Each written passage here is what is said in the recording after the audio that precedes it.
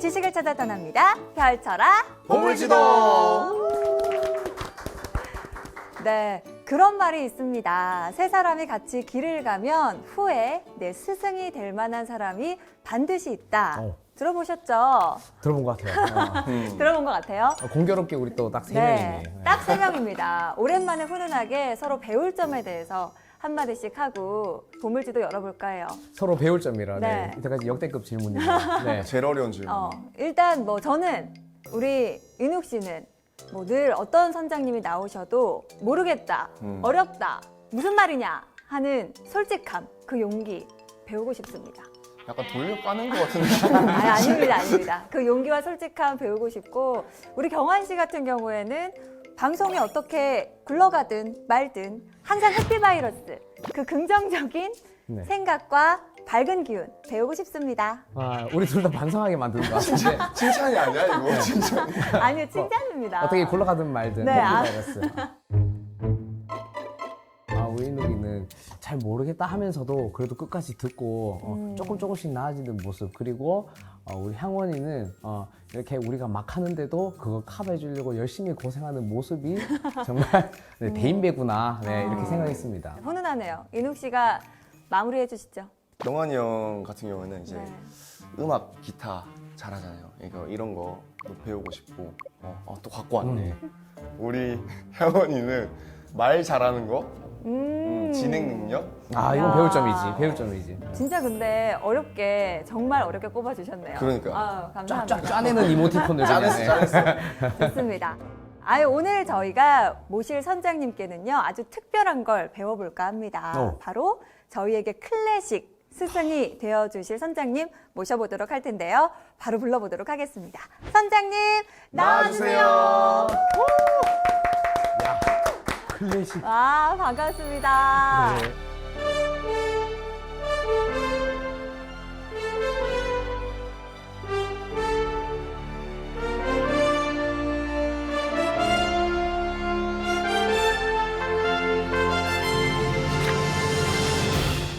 반갑습니다. 저는 콘서트 가이드 나홍준입니다. 콘서트 가이드. 아니 저는 선장님이 트럼펫 연주자이신 건 알고 있었는데 네. 콘서트 가이드 조금 생소하거든요. 어떤 일을 하는 직업이죠?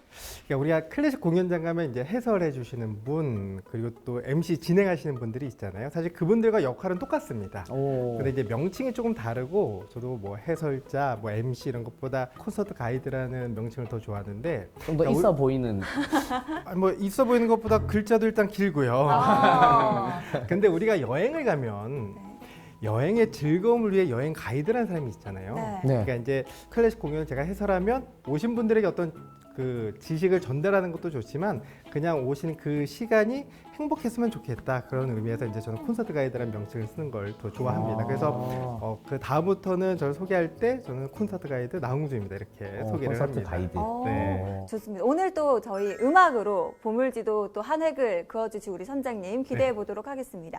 사실 클래식 하면은 많은 분들이 좀 나와는 먼 음악이다. 그렇죠. 이렇게 너무 고상해. 내가 듣기에는 너무 먼 음악이야 라고 하시는 분들도 많거든요. 오늘 선장님과 함께라면 그 거리가 좀 좁혀갈 수 있나요? 그럼요. 오늘 이후로 좀 클래식과 가까워지셔서 또 클래식이 주는 어떤 즐거움, 또 클래식의 아름다움을 좀 자주 만나셨으면 좋겠습니다. 좋습니다. 기대가 됩니다. 우리 선장님과 함께하는 오늘의 지식항해 곧바로 시작해 보도록 하겠습니다.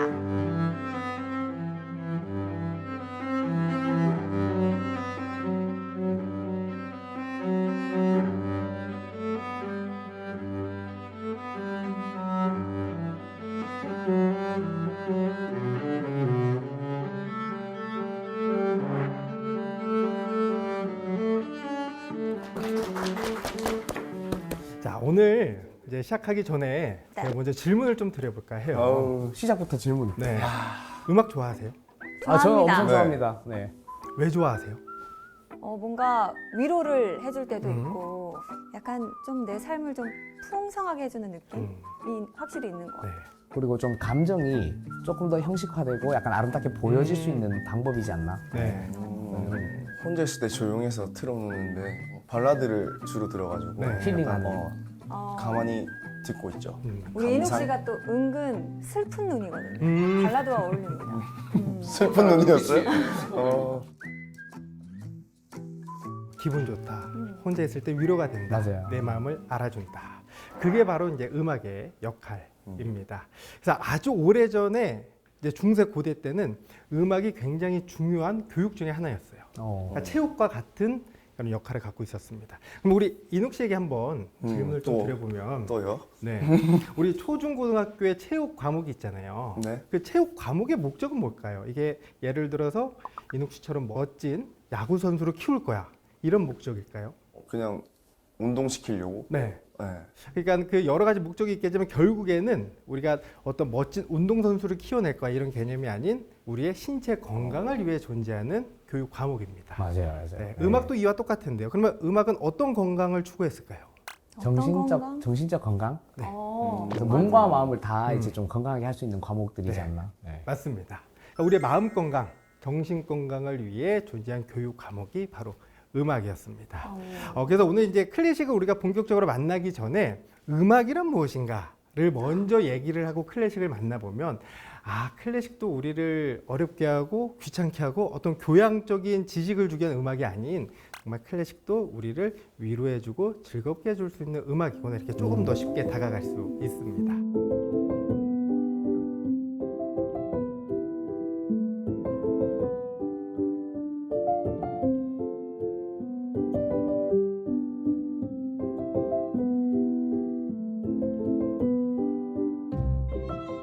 음악은 우리의 마음, 정신 건강을 위한 교육 과정이라고 이야기를 했는데요. 그렇다면 하나의 기준이 있어야 되잖아요. 어떤 기준을 가지고 아 이거는 옳다, 아 이거는 나쁘다 이런 기준을 나누는데 음악도 교육적 목적이 되려면 이런 기준이 있었어야 됩니다.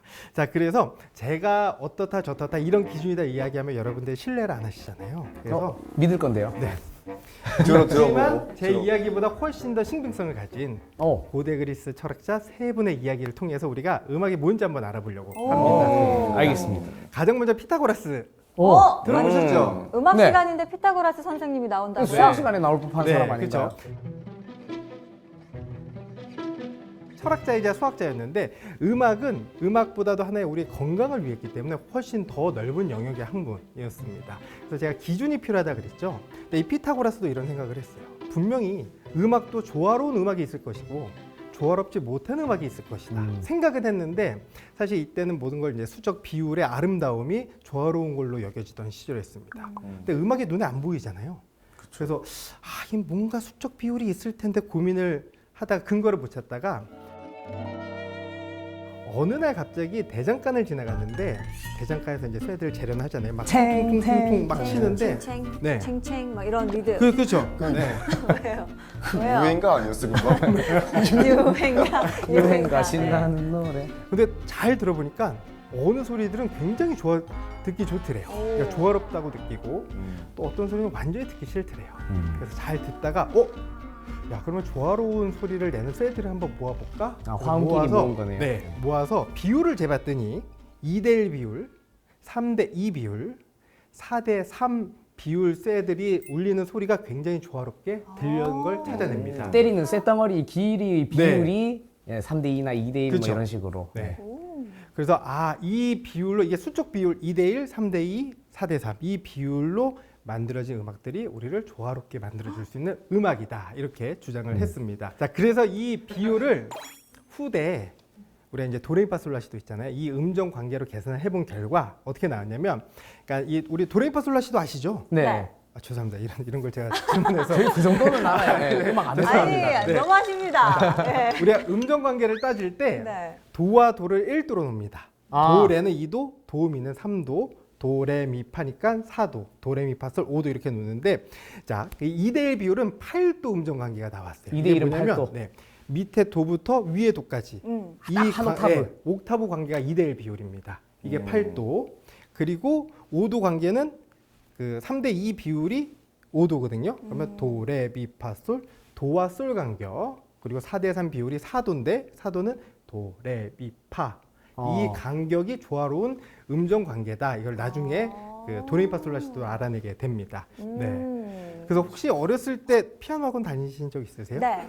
하면 아마 가장 먼저 그 음정 관계에 대해서 배울 거예요. 그때 우리는 이런 그 명칭들 배워요. 지금은 이제 뭐 메이저 코드, 마이너 코드 이야기하는데 네. 우리 그 당시 기억을 되살려 보면 장이도, 장삼도, 완전사도, 완전오도, 장육도, 장칠도, 완전팔도 이렇게 배웁니다. 한글로 거기에서 완전히 4도, 5도, 8도가 붙는데 그 시작이 바로 여기입니다. 피타고라스의 수적 정의의 시작입니다. 저희는 으뜸화음, 딸림화음, 버금 어. 딸림화음 이렇게 배운 거죠. 예. 저는 이렇게 배웠습니다. 화음 삼형제에 나오는 네. 애들. 예. 화음 삼형제. 그래서 네. 우리가 가장 완벽하다 느끼는 그런 그 안정감들은 사실 이런 수적 이런 그 조화로움에서 기인을 했습니다.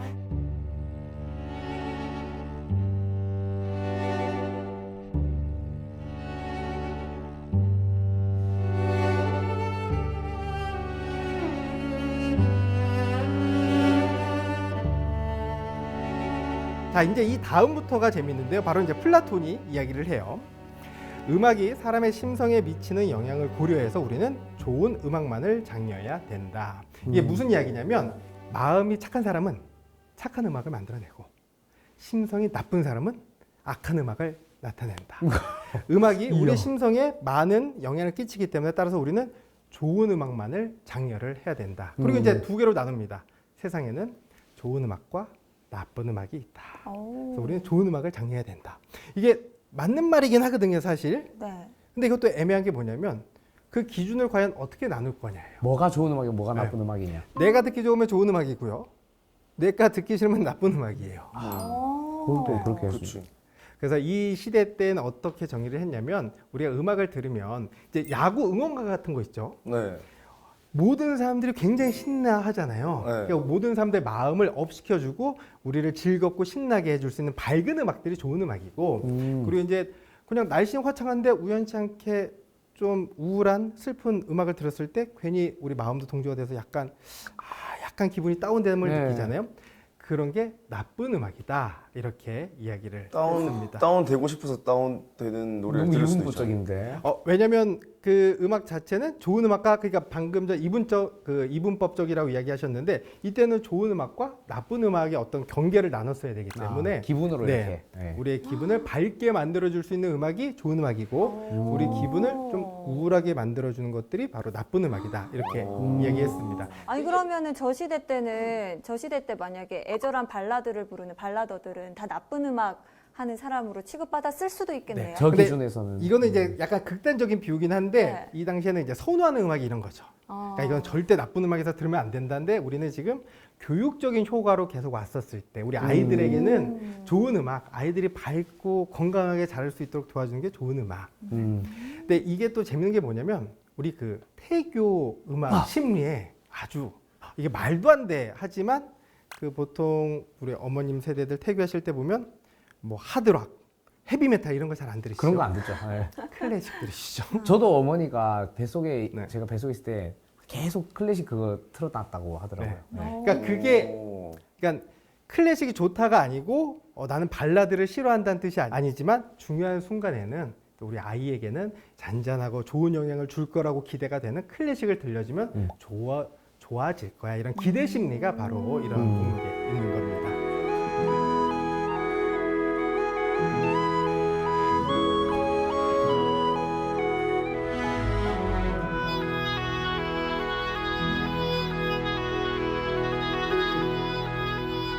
그리고 나서 이제 아리스토텔레스가 등장을 해요. 오. 네, 아리스토텔레스가 이 이야기에 방점을 찍습니다. 음악은 특정 에토스를 모방하는 능력을 지녔으며 이를 듣는 사람은 그 에토스의 영향을 받게 된다. 이 에토스가 뭐냐면 오랜 동안 경험에 의해서 쌓은 심성, 뭐 캐릭터, 성격 이런 거를 뜻합니다. 그리고 이런 이야기예요. 좋은 음악, 플라톤이 이야기했던 좋은 음악, 당연하다. 교육적인 효과가 있다. 하지만 나쁜 음악도 나름의 쓰임새가 있다라고 이야기를 합니다. 그리고 주장을 한 게 카타르시스 효과예요. 그러니까 이게 뭐냐면 방금 전에 그 정답이 다 나오긴 했거든요. 그러니까 기분이 우울한 사람에게 밝고 즐거운 음악을 들려줬더니 별 효과가 없더래요. 반대로 기분이 우울한 사람에게 더 슬픈 음악을 들려줬더니 회복이 빨랐다고 합니다. 그러니까 이게 음악 심리학에서 이제 동질의 효과라고 하는데, 그러니까 누군가 내 마음을 알아주는 거예요. 내가 뭐 아무 이야기 안 하고 그냥 마음이 좀 속상한데 누가 와서 진짜 아파겠다. 그러니까 이런 이야기들이 토닥토닥 해주는. 네, 자기의 마음을 회복시켜주는 이게 바로 이 당시에 이야기했던 나쁜 음악의 효과입니다. 그래서 정리를 해보면 그러니까 플라톤이 이야기했던 좋은 음악은 우리에게 즐거움을 줄 수 있는 밝은 음악이고요. 그리고 그 당시 나쁜 음악이라고 이렇게 포함했던 음악들은 우리에게 위로를 줄 수 있는 음악이다.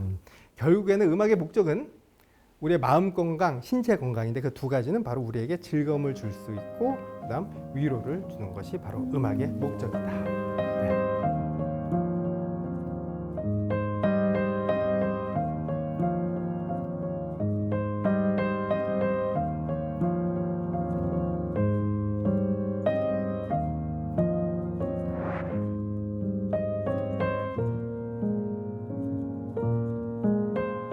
자, 그러면 클래식도 음악이잖아요. 네. 클래식도 우리에게 즐거움을 주고 위로를 줄 수 있습니다. 오. 자, 그러면 우리 클래식이 뭔지에 대해서 한번 이야기를 해볼까요? 클래식이 뭘까요? 가사 없는 노래. 가사 있는 노래도 있잖아요. 일단 뭐 대표적인 예들은 어느 정도는 많네요. 네. 약간 단편적이긴 하지만 그게 뭐 틀린 말은 아닙니다. 맞아요. 그 구성 중에 하나니까요. 일단 언어의 뜻으로 치면 고전. 네. 네. 그래서 오래된 노래. 다 거의 정답에 근접합니다. 이 클래식 음악 그 두 가지 개념이 있어요. 작은 범위의 개념, 큰 범위의 개념이 있는데 우리나라에서는 큰 범위의 개념을 써요. 그러니까 서양 음악사에서 특정 시대의 음악이 고전 음악이거든요. 이게 1750년부터 1820년, 70년 사이에 만들어진 음악을 클래시컬 뮤직이라고 해요. 그게 이제 고전 음악. 아까 이야기하셨던 네. 그 오랫동안 오면서 표준이 되고 모범이 되는 예술들을 우리는 고전이라 부르는데 그걸 고전. 클래식이라 부르는데 그 시대를 고전주의 시대라 부르고 고전주의 시대 때 만들어진 음악을 고전 음악이라고 이야기를 합니다. 근데 우리나라에서는 개념이 좀 달라요. 그냥 넓게 통칭해서 서양 유럽에서 만들어진 음악을 우리는 통칭해서 클래식이라고 부르고 있습니다. 서양 음악을 클래식이라고 부르고 있는데 우리는 이 넓은 의미를 가지고 가면 돼요. 네.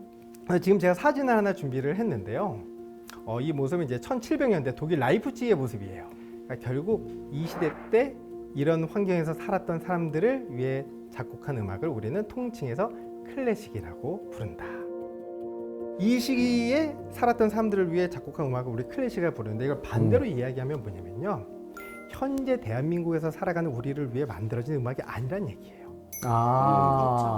그러니까 당연히 재미없고요. 지루하고요. 얘가 지금 지루하지. 뭘 이야기하는지도 모르겠고 재미도 없고. 음악 형식도 좀 생소할 수 네. 있고요. 근데 이 클래식은 이 시대 때 사람들을 위해서 만들어진 음악이기 때문에 훨씬 장치가 많았고 더 아날로그적이고 그러니까 우리가 처음 클래식을 만났을 때 내 스타일 아니다 하면서 내가 교양이 좀 부족한가? 이런 생각은 너무나도 당연한 생각이에요. 이런 걸로 괜히 괴로워하실 필요 없습니다. 그래서 처음부터 우리가 클래식을 만날 때 얘는 원래 지루한 애야. 왜냐면 우리를 위한 음악이 아니고 몇백 년 전 유럽 사람들을 위해 만들어진 음악이기 때문에 우리 라이프 스타일이 완전히 다르기 때문에 아예 그런 음악이다 이렇게 생각을 하고 접근을 하시는 게 마음 편하게 더 가깝게 가실 수 있어요. 근데 이 말 진짜 좋은 것 같아요. 사실 저도 나는 음악을 좋아한다고 생각하고 있는데도 클래식 되게 긴 거 들으면 좀 지루해지는 걸 느끼면서 내가 교양이 없구나 이런 생각을 했는데 그럴 수 있죠. 현대인을 위한 음악이 아니었다라고 해석하니까 좀 마음이 편해지네요. 지루하고 재미가 없는데 가까워지려고 해야 돼요? 그럼에도 불구하고 그럼에도 불구하고 우리를 위한 음악이 아님에도 불구하고 우리가 클래식과 가까워지면 그래도 좋은 점이 있습니다. 가치가 있다. 네. 자, 이 사진 지금 여러분 사시는 이 환경 공통점을 찾을 수 있을까요? 일단 사람이 다닙니다. 사람이 주상복합이다. 네. 창문이 있고요. 아파트처럼. 상가도 있고. 네. 이런 그 원론적인 거 말고 공통점을 찾을 수가 없어요, 사실. 그렇죠. 뭐 이런 환경, 그다음에 우리 핸드폰, 뭐 컴퓨터부터 완전히 다른 환경의 삶인데요. 하지만 안 변한 거 찾자면 건물 빼고 하나 있습니다. 사람. 네, 사람. 조금 더 마음. 정확하게 가면 인간의 감정. 음. 인간의 감정은 발전된 게 아닌 이 시대 때 사람들도 지금 우리가 느끼는 그런 감정들을 그대로 느끼고 있었습니다. 그러니까 결국 클래식은 몇백 년 동안 우리 인간들을 즐겁게 해주고 위로해준 음악이에요. 얘는 이런 감정을 느낄 때 다음에 이런 감정을 느낄 거고 이런 감정을 느낄 때 이런 감정을 느낄 건데 그 감정의 변함을 우리가 다 음악으로 서포트해주면 훨씬 더 좋아지지 않을까. 그러니까 다른 장르에서 갖지 못한 고민을 몇백 년 동안 하면서 성장해온 음악이 바로 이 클래식입니다. 역사가 긴 음악이네요. 네.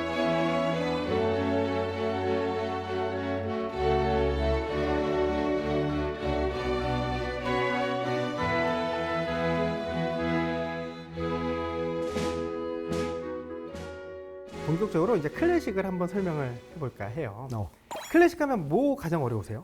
일단 뭐곡 제목부터 생소하고요. 형식도 조금 생소한 것들이 많아서 어렵게 느껴지더라고요. 그렇죠. 따라 부를 수가 없으니까 안 듣게 돼요. 즐길 수가 없죠. 네. 맞습니다. 그러니까 여러 가지 이유로 그러니까 우리 시대에 맞지가 않아요. 불편하고요. 그다음에 또 함께 즐기기 어렵고요. 뭐 약간 관심을 가지다 보면 외워야 될 것도 많아지고 약간 학문처럼 느껴지기도 하고요. 그러니까 공통적으로 이제 말씀해 주신 게 형식인데요. 이 음악은 어떤 종류의 음악이고 이 클래식의 전반적인 형식을 좀 소개를 해드릴까 합니다. 그래도 우리가 이 형식을 좀 알고 나면 구분을 하기 시작하면 아, 이 음악 이런 거구나 어느 정도 윤곽을 잡으면서 만나실 수 있는데요. 종류가 굉장히 많죠. 하지만 이 두 가지만 기억하시면 90% 이상을 이해하실 수 있어요. 이거 정말 유용한 책임지셔야 지식이네요. 됩니다. 그렇게 간단하다고요? 네, 책임지셔야 됩니다. 책임지셔야 됩니다. 좋습니다. 아, 뭐 사람별로 조금씩 그 평균은 달라지겠지만 네. 그래도 전반적인 구성과 이게 이런 뜻이었어 이런 이야기를 이해하실 수 있어요. 안 외우셔도 돼요. 외우셔야 되는 건 딱 두 가지뿐입니다. 오케이. 네. 커피와 자동차. 커피와 자동차요? 우리가 음악을 안 나눠도 돼요. 굳이 음악을 두 개로 나눠야 된다고 그러면 어떻게 나눌 수 있을까요? 실용음악과 클래식. 악기. 네. 악기의 반대는 뭐죠? 기악. 그렇죠. 기악. 정답입니다. 왜? 네. 왜 정답이에요 이게? 진짜 유치하게 대답했는데 맞다고. 아니요, 맞습니다. 이게 왜 우리가 정답이에요? 음악을 두 개로 굳이 나눠보자고 하면 노래와 악기로 나눠도 돼요. 이거를 우리나라에서 번역되는 클래식 언어로 이야기해보면 아까 악기는 말씀해 주신 것처럼 기악, 기악. 노래는 성악. 성악과 네, 기악으로. 기악과 성악. 이거를 클래식 언어로 바꾸잖아요. 네. 기악은 소나타, 네. 소나타요? 소나타. 성악은 칸타타. 외우기 쉽네요. 네. 이 줄기가 이해가 되시죠? 네. 실제로 우리가 알고 있는 그 커피 브랜드 커피 칸타타와 그다음에 우리가 도로에서 자주 볼 수 있는 자동차 브랜드 소나타 있죠. 이 네. 두 개 다 클래식 이 어원에서 따온 브랜드 이름들입니다. 실제로 커피 칸타타는 우리 바흐 아시죠? 네. 바흐, 음악의 아버지. 아버지. 바흐가- 아빠. 바흐가 카페에서 사람들이 즐길 수 있도록 자그마한 음악극을 만들었는데요. 그 음악극 이름이 커피 칸타타예요. 정말요? 그래서 이 커피 브랜드에서 브랜드를 지을 때 바흐의 커피 칸타타라는 노래 제목이 있으니 이걸 그냥 가지고자 해서 커피 칸타타가 탄생이 됐고요. 그리고 이제 소나타는 이따가 말씀드리겠지만 그 기악 형식 중에서 굉장히 중요한 단어 중에 하나입니다. 미리 결론부터 말씀드리면 기승전결이에요. 기승전결. 우리 글 쓸 때 뭐가 가장 중요하죠? 기승전결이 중요합니다. 논리적인. 네. 이게 클래식 안에서 논리적인 구조가 바로 소나타 형식입니다. 소나타 형식 들어봤어요. 네. 그러면은 커피와 자동차. 클래식은 말씀 주신 것처럼 일단 크게 둘로 나누면 칸타타, 성악곡과 소나타, 기악곡 이렇게 두 가지로 나눌 수 있다. 이렇게 네. 생각을 하고 클래식을 접근하면 되겠네요. 그리고 거기에서 파생되는 처음 듣는 단어는 아니지만 우리가 어려워했던 그런 형식들, 공연들이 이 안에 이제 파생이 되어 있습니다. 그러니까 예를 들어 악기 음악의 가장 큰 건 교향곡이죠. 네. 교향곡은 들어보셨죠? 네. 네. 성악에서 가장 큰 단위는 오페라예요. 오페라. 네. 그러니까 이런 그 굵직굵직한 장르들이 다 여기서 파생이 되는 그런 형태입니다. 그러니까 커피와 자동차만 기억하고 거기에서 하나씩만 나오면 이게 이쪽 양식이고 이게 이쪽 형식이구나 이러면서 클래식을 전반적으로 이렇게 틀을 두루두루 잡을 수가 있겠네요. 보실 수 있습니다.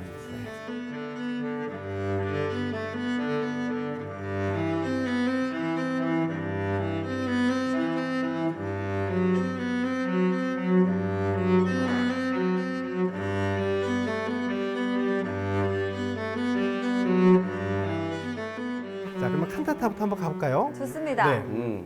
자, 제가 가장 먼저 음악을 하나 준비를 해봤는데요. 네, 클래식이라고 클래식을 준비 안 했습니다. 오. 라틴 팝을 하나 준비했어요. 라틴 팝. 오. 들어보시죠.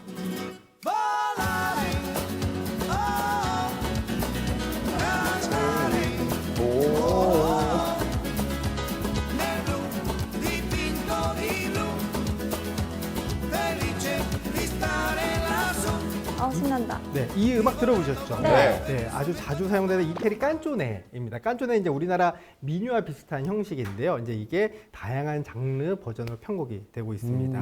네, 그래서 볼라레라는 음악인데 맨 처음에 노래가 어떻게 시작됐죠? 폴라레. 네. 오제일 이렇게 하는데. 아, 그게 응원가에도 있군요. 프로야구 응원가에도 있군요. 다 써먹고 있네. 그만큼 우리 그 마음속에 쉽게 들어오는 멜로디거든요. 어.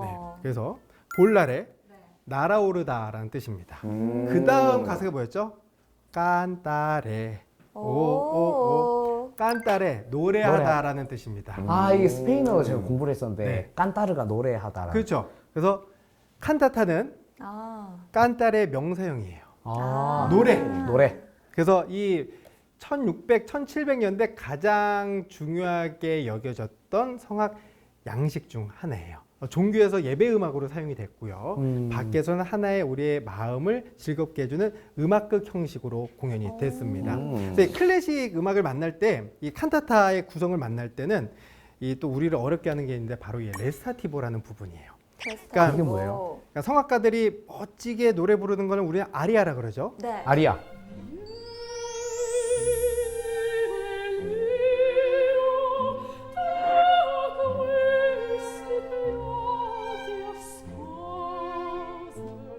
근데 중간에 야 이게 노래야 대사야 하는 부분이 있어요. 그러니까 예를 들어서 음정을 가지고 대사를 이야기합니다. 여러분 안녕하세요 이렇게 그냥 여러분 안녕하세요 하면 되는데 갑자기 반주에 맞춰서 여러분 안녕하세요 하는 그런 부분이 있습니다. 그게 레스타티보라고 하는데요. Il poco canti vengono ad offrire e vi chiedono perdono del loro ardire. Oh, bravi, vi ringrazio, quanti sono vezzosi. 아리아와 이 레스타티보 때문에 더 막 이거 뭐야 내 스타일 아니고 더 어렵게 느껴지는데 우리가 아주 잘 알고 있는 우리 문화를 가지고 이 칸타타와 직접적으로 비교가 가능합니다. 판소리인데요. 판소리. 여러분 판소리는 이제 직접 보진 않았어도 그 장면이 펼쳐지시죠. 네. 명창분이 계시고 옆에 이제 북 치시는 분, 네. 그 고수라 그러거든요. 어이. 네, 그 광경을 한번 상상해 봅시다. 맨 처음에 그 명창분이 아주 멋지게 창을 막 그 애절한 걸 부르시죠. 그거를 창이라고 합니다. 노래를 하는 거를. 대한옥농 서란궁 방풍하던 덜 그리고 그리고 중간에 이런 거예요. 춘향이가 임원용을 만났는데 뭐 이런 거 한 번씩 이야기하죠.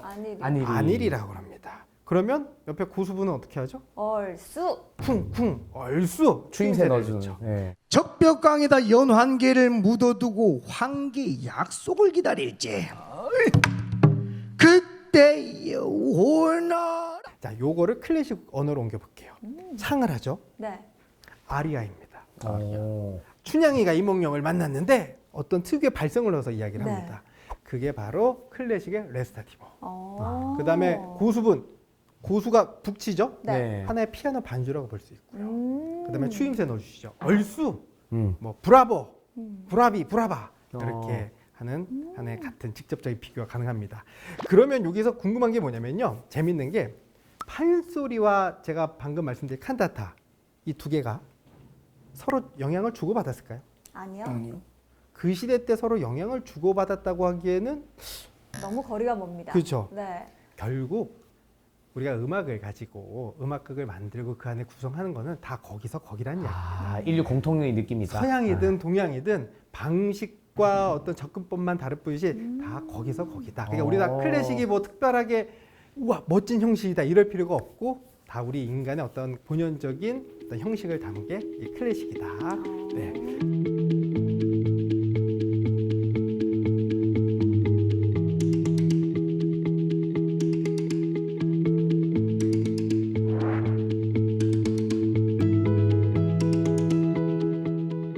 자, 우리가 성악하면 가장 어려워하는 게 뭐죠? 오페라.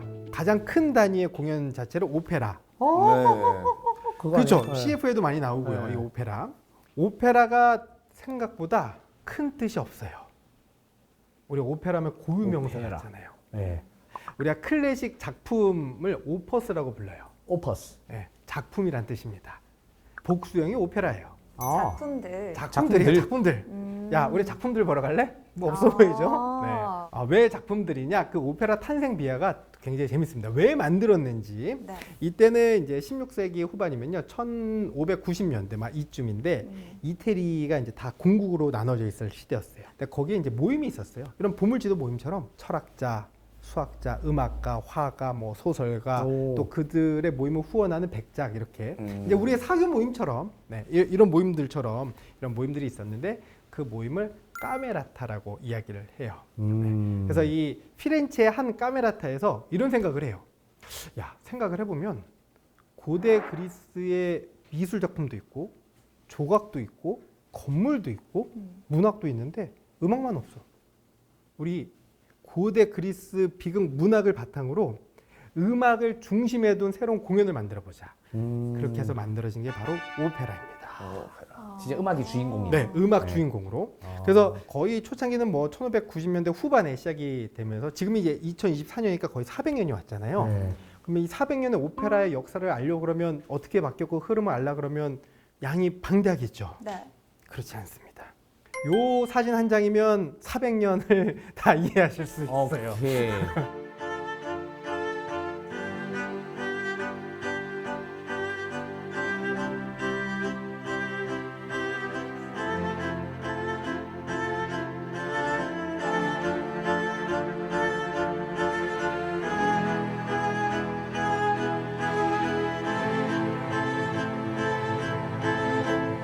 이 이야기가 초기 오페라의 소재로 많이 사용됩니다. 그래서 1602년 이태리 음악가 클라우디오 몬테베르디는 이 소재를 가지고 오페라를 만들어요. 이게 최초의 오페라는 아니지만 초기 오페라 중에 그래도 가장 오페라 형식을 띠고 있는 작품입니다.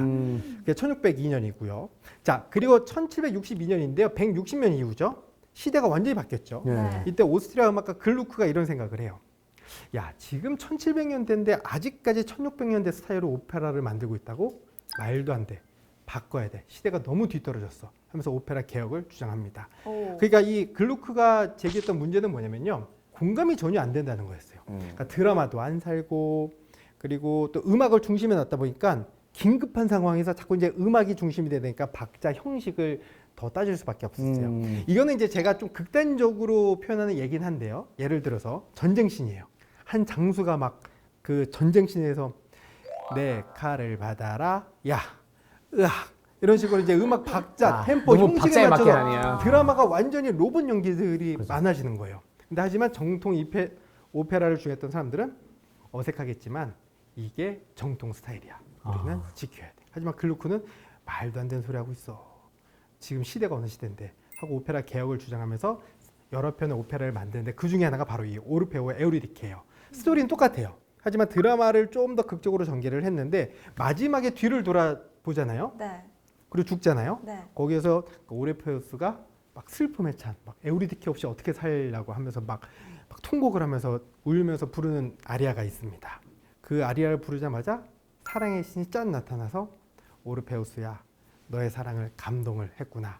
에우리디케를 살려주마. 와. 살려주고 둘이 행복하게 잘 살았습니다. 이렇게 해피엔딩으로 바꿔버려요. 아. 그러면서 당시 대중들에게 많은 인기를 얻게 됩니다. 그러면서 이 글루크 스타일의 오페라가 또 유럽을 지배해요. 자, 그리고 나서 1858년 약 100년 뒤죠. 이때는 이제 프랑스 음악 오펜바가 또 이런 생각을 해요. 야, 재미 하나도 없어. 아직까지 1700년대 글루크 스타일로 지금 오페라를 한다고? 말도 안 돼. 바뀌어야 돼. 노잼. 또 바꾸자. 어떻게 바꾸냐면요. 사극을 시트콤처럼 바꿔버려요. 재미를 얼마나 넣었나요? 얼마나 파격적이냐면요. 네. 오르페우스와 에우리디케는 권태기 부부예요. 맨날 부부싸움해요. 오르페우는 뒤에서 맨날 기타 치고 놀고 에우리디케는 나랑 안 놀아준다고 맨날 잔소리하고 오르페우스는 그런 잔소리가 듣기 싫고 그러던 중에 지옥에 사신 플루토가 이렇게 그 지상세계에 놀러와서 에우리디케 미모를 보고 반하게 됩니다. 그리고 꼬셔요. 야, 지하세계 가서 살자. 진짜 재밌어. 야, 여기 야, 너 남편이 지금 너도 안 놀라보고 맨날 지 혼자 노는데 진짜 재밌어. 가자. 그래서 꼬드김에 넘어갑니다. 막장이 돼버렸네요. 그래서 오르페우스는 슬퍼하기커녕 아싸! 잔소리할 사람 없다. 아싸! 도망갔다. 자유다. 해방이다. 근데 이제 그때 이제 대중들이 비난을 하기 시작해요. 야 너는 어떻게 네 아내가 지금 지하 세계에 내려왔는데 그걸 안 구해올 수가 있냐. 맨날 이 기타 네. 치다가 이제 네. 신난 거지. 그래서 어쩔 수 없이 구하러 내려갑니다. 근데 아이템을 하나 가져가요.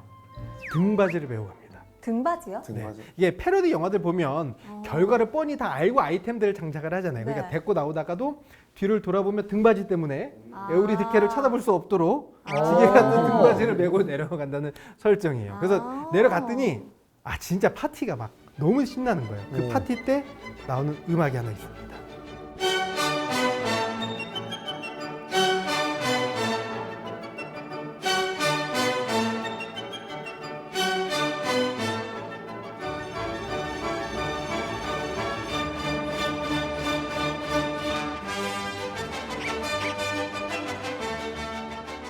바로 이 음악 많이 들어보셨죠? 네. 캉캉입니다. 캉캉 춤추고 네. 방금 이 음악이 했던 이때 나오게 됩니다. 그래서 이런 스토리로 가져갔는데 당시 파리 문학에는 난리가 났어요. 왜냐면 여기에 당시 금기시했던 요소들이 많이 들어가 있습니다. 불륜도 들어가 있고요, 지금. 네. 네, 어떤 이런 그 이야기들. 그리고 야, 몇백 년 동안 이어온 고대 그리스 이런 신화. 야, 이거를 이렇게 저질로 만들어 하면서 반대가 심하게 좀 됩니다. 조롱했다 이렇게 네, 문화계에서는. 그래서 그 오펜바우가 거짓말을 합니다. 그치, 내가 좀 심했지? 그럼 조금만 바꿀게 하고 그대로 발표해요. 그리고 이야.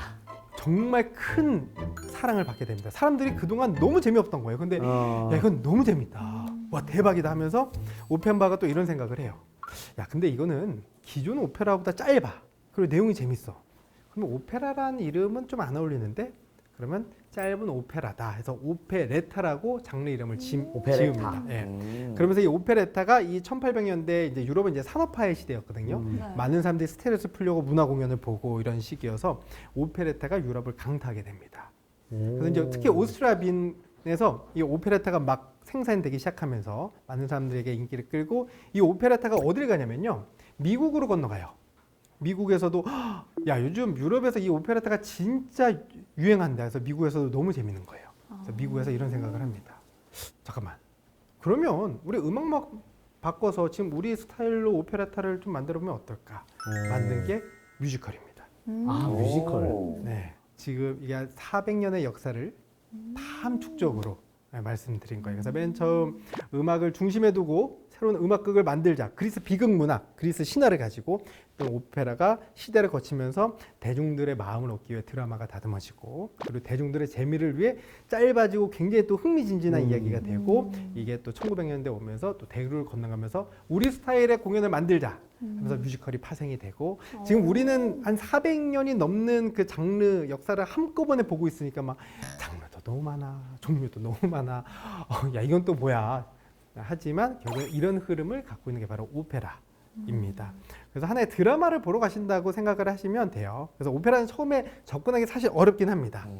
하지만 또 이런 우리의 어떤 마음, 우리의 카타르시스, 우리의 막장 드라마 보면 재밌잖아요. 네. 말도 안 돼 하면서도 이렇게 보게 되잖아요. 욕하면서 자꾸 그렇죠? 보게 되는. 야, 뭐야, 세상에 저런 사람이 다 있어 하면서도 이렇게 보게 되는 것처럼 이 오페라도 오랜 시간 동안 우리 사람의 마음 속에 어떤 그 추악함을 좀 해소해주고 또 이런 것들을 풀어줬던 장르이기 때문에 한 번쯤은 이런 스토리가 있으니까 만나보시길 바랍니다.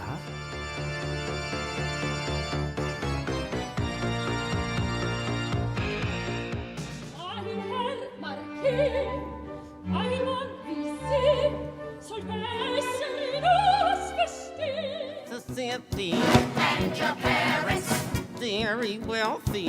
Where are they now? 6 feet under. 자, 클래식을 타다, 소나타. 소나타 타러 가야죠. 네, 소나레, 소나레. 울리다라는 뜻입니다. 소나타 뜻은 울림이에요. 울림. 네. 이 소나타 뜻은 아까 그 칸타타와 반대되는 개념을 말씀드렸잖아요. 네. 그걸로 인해서 시작된 단어입니다. 그래서 이 소나타의 개념이 이제 두 개가 있어요. 아까 말씀드렸던 우리가 악기 음악들을 포괄하는 단어로 쓰는 소나타, 그리고 아까 또 기승전결 말씀드렸죠. 네, 기승전결. 하나의 형식을 의미하는 소나타 형식, 이 두 개가 있는데 두 개 다 좀 다른 성격이니까 같이 기억을 해두셔도 좋습니다. 그래서 악기 음악은 어떻게 발전했는지 한번 짚어보고 가겠습니다. 우리가 악기 음악이 가장 필요할 때가 언제죠? 목 아플 때. 춤출 때. 그거 맞네. 춤출 때. 뭐 풍악을 울려라 이런 거 하죠. 그러니까 맞아요. 우리가 신나는 공간에서 음악이 없으면 신이 안 나잖아요. 맞아요. 그러니까 악기 음악의 원초적인 역할은 바로 이 춤 반주였습니다. 그래서 맨 처음 이 춤출 때 사용되는 음악들을 이제 나중에 모으게 돼요.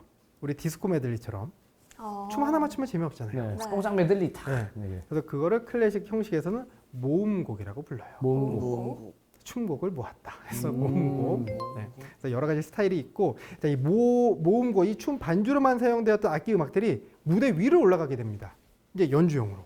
그래서 맨 처음 시작된 게 협주곡이에요.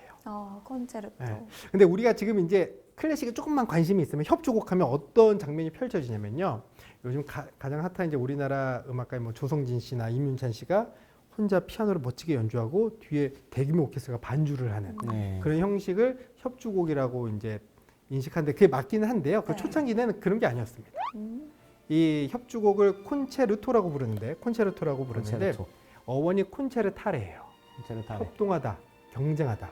어. 무대 위에서 여러 악기들이 그냥 협동하고 경쟁하는 거를 협주곡이라고 맨 처음 불렀습니다. 그리고 나서 이 협주곡이 조금 더 대규모로 커지게 되면서 이제 교향곡으로 더 발전되게 됩니다. 그래서 가장 기본적인 형태가 춤곡이었다가 춤곡 행사 음악이 무대 위로 올라가게 됩니다. 무대 위에서 점점 규모를 늘리면서 협주곡이 생겨나고 그 다음 교향곡이 생겨납니다.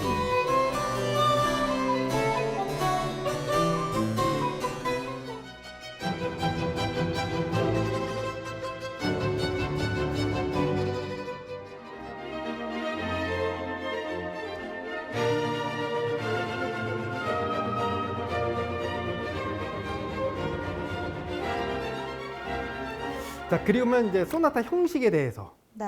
아까 말씀드렸죠? 기승전결. 기승전결 끝이에요. 제시부, 네. 발전부, 제음부, 코다. 왜냐면 기악 음악의 단점이 뭐냐면요, 가사가 없어요. 뭔 말하는지 몰라요. 제일 단점이지. 그러니까 사람들에게 이게 사랑인데 가슴 아픈 사랑인지 이루어질 수 없는 사랑인지 행복한 사랑인지 몰라요. 정확하게 전달하기가 좀 나름의 논리적인 장치를 갖췄어야 됐어요. 그런 형식미가 필요했고 그런 형식미가 발전돼서 굳혀진 게 바로 소나타 형식입니다. 근데 거의 진짜 기승전결처럼 가요. 우리가 뭐 어떤 이야기를 할 때도 기승전결이 가장 중요하잖아요. 네. 그래서 그거를 소나타라고 합니다. 그래서 보통 제목들 보면요, 베토벤 피아노 소나타 14번 뭐 이렇게 돼 있고, 바이올린 소나타, 뭐 첼로 소나타, 이런 소나타라는 단어가 붙는 제목들이 있는데 그거는 기악곡이다. 뭐야? 소나타 형식을 사용했다. 네, 그냥 소나타 형식을 가진 바이올린 음악이다. 음. 근데 이게 소나타가 빠지면 또 이상해요. 베토벤 바이올린. 그럼 좀 네. 성격이 없어요. 음악의 성격이 없어요. 바이올린 협주곡, 바이올린 콘체르토. 이런 거기에 성격이 필요하고. 있어야 되는데 성격이 없습니다. 애매하죠? 뭐 어쩌라고 바이올린 뭐. 네, 이런 성격을 규정하는 것 중에 하나다. 네.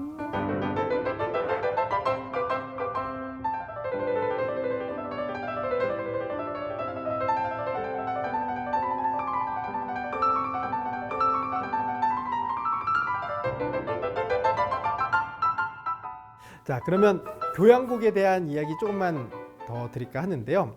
우리가 베토벤 교향곡 5번을 보러 가면 프로그램북을 보면 저렇게 적혀져 있습니다. 1악장 알레그로 콘브리오, 2악장 안단데 콘모토, 3악장 스케르초 알레그로 아타카, 4악장 알레그로 프레스토. 사실 이런 부분들이 우리가 클래식을 굉장히 어렵게 만드는 요소 중에 속도나 하나예요. 빠르기를 말하는 건가요? 네. 그리고 또 이 악장들. 야, 무슨 음악에 무슨 이렇게 악장이 4개씩이나 있어.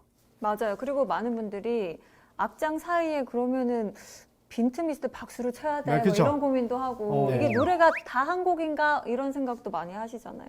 어렵다. 그리고 잘 모르겠다. 나는 음악을 편하게 들어갔는데 눈치 봐야 될 것들도 많고 하지 말아야 되는 것들도 많고. 네. 하지만 이런 것들도 다 이유가 있습니다. 이거 기능적으로 우리가 볼 필요가 있어요. 1, 2, 3, 4악장의 기능 뭐가 있을까요?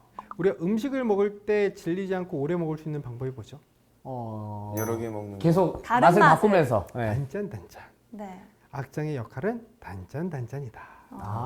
짠. 강약 조절이네요. 네, 이거를 음악용으로 옮겨 보면요, 단맛 빠르게, 짠맛 느리게, 그다음 매운맛 춤곡, 다시 단맛 빠르게 이렇게 이야기할 수 정말 있습니다. 원초적인 사진으로 표현하셨네요. 네. 원래는 그러니까 우리가 10분짜리 음악을 한꺼번에 들려주는 것보다 앞에서 3분 빠르게, 중간에서 3분 느리게, 마지막 4분 빠르게 끝내면 사람들이 조금 더 집중이 되겠죠. 맞아요, 맞아요. 그리고 10분 너무 길죠. 어우. 길어. 오. 잘라. 그래서 3분, 3분, 4분. 그래서 이걸 1악장, 2악장, 3악장. 그래서 협주곡은 보통 3악장 초기, 오. 협주곡들은 3악장으로 이루어지고요. 그 3악장의 템포는 1악장 빠르게, 2악장 느리게, 3악장 빠르게가 하나의 형식이었습니다. 아. 그러던 중간에 나중에 후대에 이제 1700년대 후반 때 그 독일 마나임 궁정에 있는 오케스트라가 정말 뛰어난 그런 예술 단지였었는데 거기서 이런 생각을 해요. 여기에 사람들이 좋아하는 춤곡을 넣으면 사람들이 더 좋아하지 않을까? 그래서 춤곡을 추가합니다. 1악장 빠르게, 2악장 느리게, 3악장 춤곡 스타일, 4악장 빠르게. 아, 3악장을 중간에 집어넣네요. 그러면서 지금의 4악장 교향곡 구조가 탄생됩니다. 그리고 나서 발전이 될수록 이 악장의 철학과 의미와 작곡가 자신의 자전적인 이야기들 여러 그 장치들을 넣지만 가장 기본적인 그 원초적인 역할은 바로 이 지루함을 없애기 위해서입니다. 그래서 우리가 1악장, 2악장, 3악장, 4악장 만나면 뭐야 말고 지루하지 말라고 단짠 단짠이구나 이렇게 보시면 됩니다. 그럼 아까 베토벤 한번 보면 1악장 빠르게죠. 예, 알레그로. 2악장 안단테 느리게. 느리게. 3악장 이 스케르초가 뭐냐면요. 원래 이제 미뉴엣이라는 춤곡에서 시작했다가 베토벤이 조금 더 이 미뉴엣 말고 다른 익살스럽고 강렬한 음악을 넣기 위해서 만들어낸 형식, 그 차용한 형식입니다. 그래서 이제 스케르초라고 하는데 이제 3박자의 형식이에요. 3박자 형식. 그리고 뒤에 아타카라는 얘기는 쉬지 말고 바로 넘어가는 얘기예요. 3악장에서 끊지 말고 4악장으로 연결. 바로 연결. 네. 4악장은 알레그로 프레스토 써 있죠. 빠르게 시작해서 더 빠르게 끝내라. 그러니까 결국에는 이 용어들이 관객을 위한 용어가 아니에요. 연주자들을 위한 지시어입니다. 그러니까 악보에 써 있으니까 이렇게 표기가밖에 안 되는 거예요. 이런 식으로 해라. 네, 하나의 음악의 가이드라인을 주는 거죠.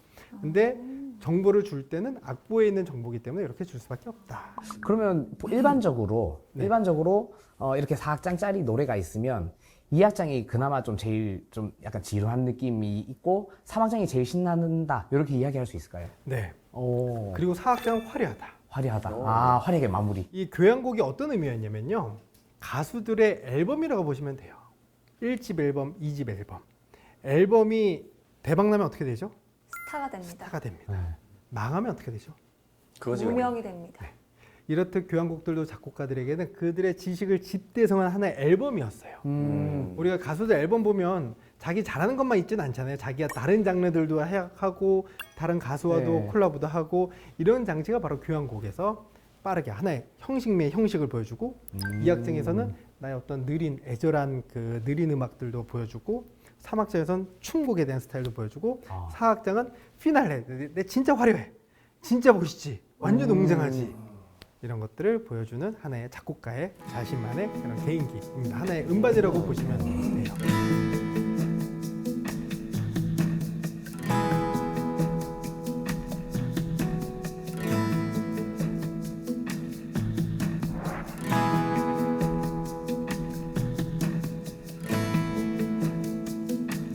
그래서 오늘 이제 정리를 좀 해보자면 오늘은 이제 클래식을 우리가 형식적으로 과연 우리가 어려워하는 형식들이 왜 그렇게 될 수밖에 없었는지 이제 전반적인 이야기를 좀 전해드렸습니다. 그래서 우리가 다음 시간에는 클래식 음악들을 한번 들어보고 그 음악 작곡가들의 이야기도 함께 들어보면서 음악을 본격적으로 한번 만나보도록 비하인드 하겠습니다. 스토리까지. 오. 다음 시간이 더 기대가 되네요. 네, 아니 윤욱 씨는 사실 음악보다는 체육이랑 좀 친하게 지냈었잖아요. 네. 그래서 오늘 좀 이야기를 들었을 때 약간 기본적인 것도 궁금해하실 것 같아요.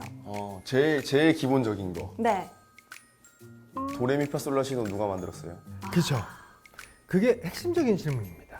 도레미파솔라시도는 이제 귀도 다레초라는 사람이 만들었는데 그 다레초. 수도 승이었어요. 그리고 이제 그때 음악 학자였고 제가 아까 음악의 중심은 어디라 그랬죠?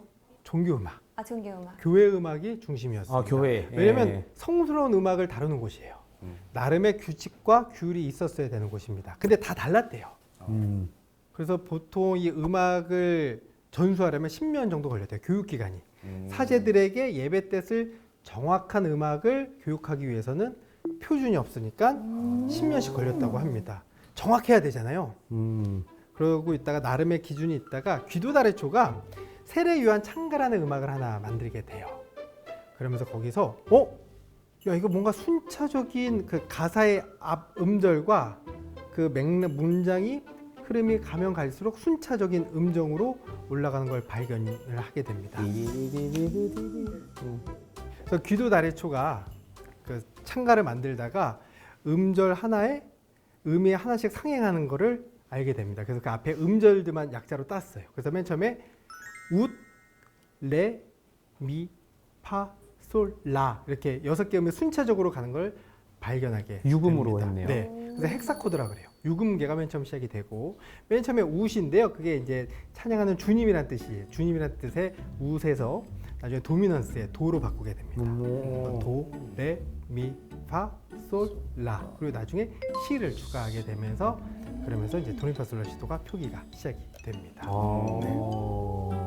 그렇구나. 네, 그리고 저는 그것도 있어요. 그 신승훈 아니다. 보이지 않는 사람. 보이지 않는 사람. 그게 베토벤의 독일어. 네, 아, 그대를 처음에 사랑해. 저는 그게 어느 나라 말인지 저는 독일어. 독어입니다.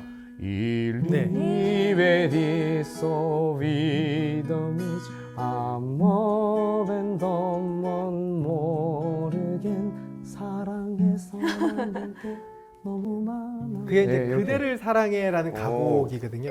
궁금한 게 있어요. 네. 그러면 이렇게 가요에 이런 클래식을 좀 끼워 넣으면 이 저작권료를 어떻게 줘야 되나요? 저작권은 저작권 없습니다. 이슈에서 다 해결이 되었습니다. 사후 이게 770년? 네, 70년. 네. 너무 오래됐으니까 바흐가 1750년에 세상을 떠나게 되거든요. 꽤 됐네요. 네. 그러니까 이런 사후 몇백 년 이상의 음악들은 이제 그런 저작권 이슈에서 자유로워.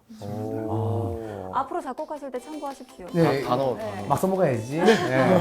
좋네요.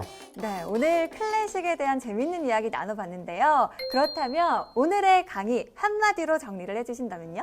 클래식도 음악이다. 오. 우리의 사랑을 기다리고 우리의 사랑을 주려고 준비된 음악이다. 이렇게 네, 이야기하고 싶습니다. 클래식을 좀 학문적으로 접근하거나 어렵게 대하기보다는 그냥 들으면서 즐길 수 있는 나의 플레이리스트 중에 하나다라고 네. 생각하면 훨씬 더 쉽게 또 재미있게 즐기면서 들을 수 있을 것 같아요. 네. 몇백 년 지났지만 사람 마음 다 똑같더라. 똑같더라. 네. 결국 거기서 거기다. 거기서 네. 거기더라.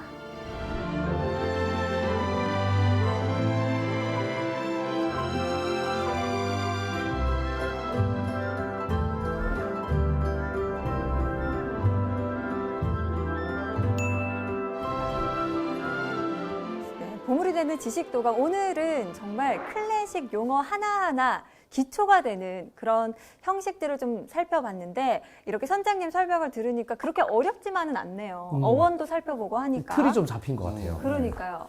우리 인욱 씨도 좀 틀이 잡히지 않았어요? 접혔어요. 칸타타, 소나타. 어. 네, 그 두 개면 진짜 90% 이상의 흐름을 전체적인 윤곽을 만나볼 수 있습니다. 커피와 자동차 확실히 확실해. 저도 사실 그 초등 음악 교육 과정에 있는 내용들도 좀 섞여 있고 이래서 네. 저는 이제 사실 애들한테 이 클래식에 대해서 말할 때도 좀 이제 고민되는 부분들이 있는데 오늘 좀 들었던 내용들을 좀 써먹으면 조금 더 재밌게 이야기할 수 있지 않을까. 그리고 애들 앞에서 조금 더 아는 척 할 수 있는 좋죠. 그런 밑거름을 오늘 많이 얻어가는 것 같아서 너무 유익했습니다. 오늘 살짝 클래식의 묘미를 좀 맛봐봤는데 여기서 끝나면 또 아쉽잖아요. 아쉽죠. 아쉽죠? 아쉽죠. 그래서 다음 시간 또 선장님 모시고 클래식에 대해서 더 재미있는 이야기 또 멋진 클래식 듣는 힐링의 시간 가져보도록 하겠습니다. 우리는 여기서 인사드리면서 마쳐보도록 하겠습니다. 다음 주에도 찾아라 보물지도.